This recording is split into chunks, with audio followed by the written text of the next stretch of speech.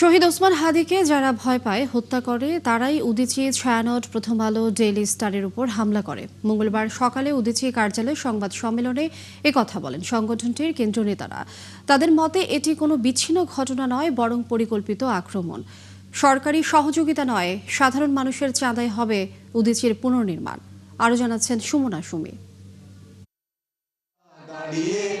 যদি ভাবি কোটি জনতার মুখ দেখব, হয় না হয় না হয় না, কে বলেছে হয় না, এসো এই মঞ্চে, উদীচী এমনই এক আয়না।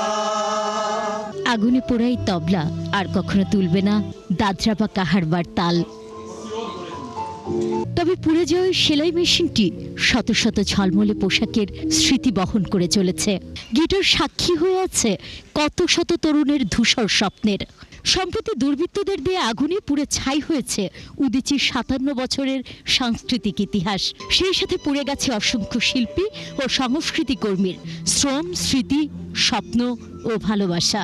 আন্দোলন বলতে যাই বা আড্ডা, সময়, সবকিছুর মধ্যে এই গিটারগুলো ছিল। আমাদের শক্তি নিয়ে আরো দ্বিগুণভাবে ঝাঁপিয়ে পড়ব।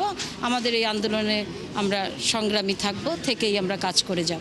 সংবাদ সম্মেলনে বাংলাদেশ উদীচী শিল্পী গোষ্ঠীর সাধারণ সম্পাদক বলেন, ভয় দেখিয়ে তাদের সাংস্কৃতিক ও বুদ্ধিভিত্তিক চর্চা বন্ধ করা যাবে না। উদীচীর ভবন পুনর্নির্মাণে সাধারণ মানুষের সহযোগিতা চেয়েছেন তারা। হামলা কিংবা হত্যার মাধ্যমে কোনো আদর্শকে নিশ্চিহ্ন করা যায় না।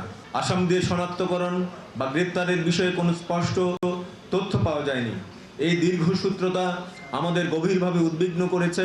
এ সময় শিল্পীরা বলেন, স্থাপনা পোড়ানো যায়, উদীচীর ঘর পড়ে না। উদীচী ঘর পড়ে গেছে, উদীচীর শক্তি তো পড়ে নাই, স্বপ্ন তো পড়ে নাই। সেটা কি সম্ভব আদৌ?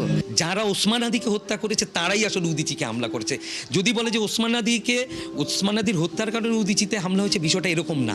ইনকিলাব মঞ্চের মুখপাত্র শহীদ ওসমান হাদির মৃত্যুকে কেন্দ্র করে গেল বছর 19 ডিসেম্বর সন্ধ্যায় হামলা করা হয় উদীচীর প্রধান কার্যালয়ে। 1974 সাল থেকে তোপখানা রোডের এই ভবন থেকে দেওয়া হতো বিভিন্ন দলীয় নির্দেশনা। গানে গানে চলত আন্দোলন, সংগ্রাম।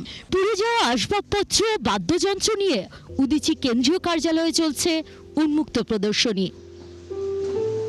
সুমনা সুমি, 71, ঢাকা।